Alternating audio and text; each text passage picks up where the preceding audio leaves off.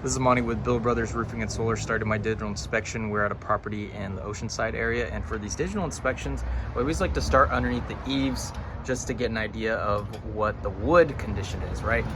We actually have tongue and groove on here, and then we have a fascia board and then a small shadow board. So there is drip edge on this flat portion, and we can see the drip edge actually has a couple holes in it. But what we're looking at here on this flat section is modified bitumen torch down, and you can see just how loose these edges are. So essentially this seam and these edges are completely lifted up.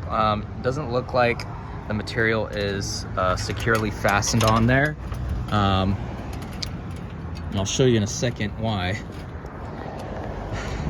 So basically this whole torch down section on this part is nailed in. So we have exposed nail heads on just about every seam, every foot. You can see on the back here, we have the same thing. You have a ton of nails just kind of dispersed all throughout this roof.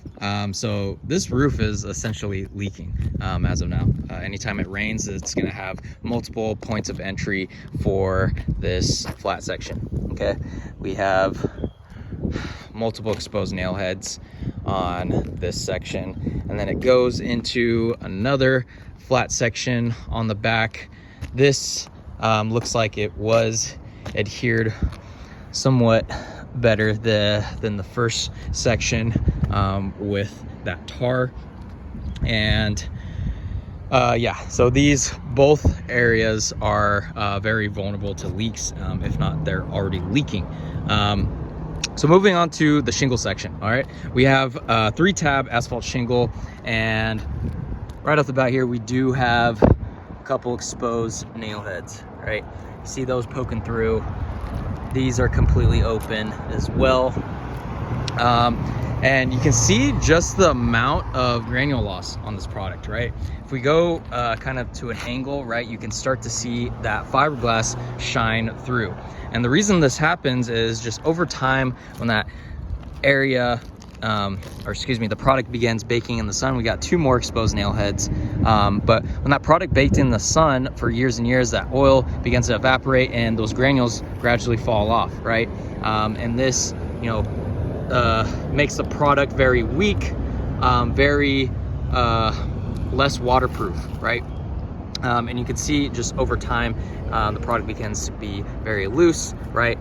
2 exposed nail heads in the product really doesn't help as far as waterproofing it. So yeah, wanted to point that out. It looks like we have a patch over here that was done recently. Looks like we had a T-top installed with this patch of shingles. Anywho, moving on. Now we're on the front of the roof. We can see just how open these vents are, right? These are completely vulnerable to water and rain. You can see how open this area is, right? These seals are broken, so I want to make sure that these are completely sealed off, right? Because water is able to get in between the material. And another major red flag that I want to point out, these are actually 2 different properties, but they connect together on this section. And you can see the dividing material is a strip of modified bitumen torch down, and it was actually nailed in.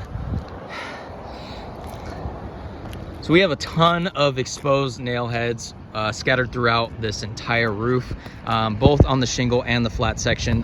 So this is in critical need of a re-roof, right? This is actively leaking, whether water's coming through the ceiling or not. Well, we know that water is getting into the wood and soaking into it, so it's not doing much as far as waterproofing.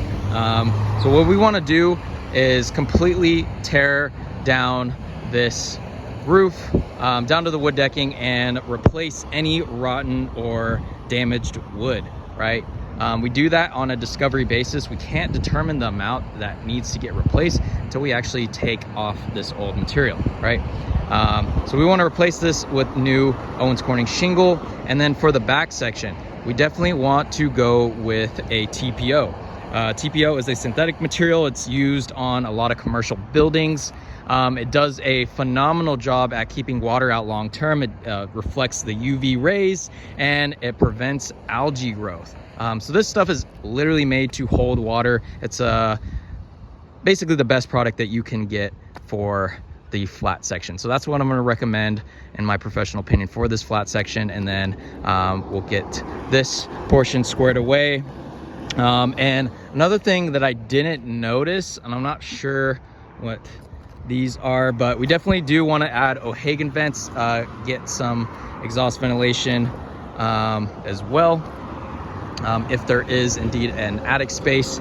And we want to reflash all the flashings and then add new drip edge as well. So I will get this out to the homeowner. Thank you.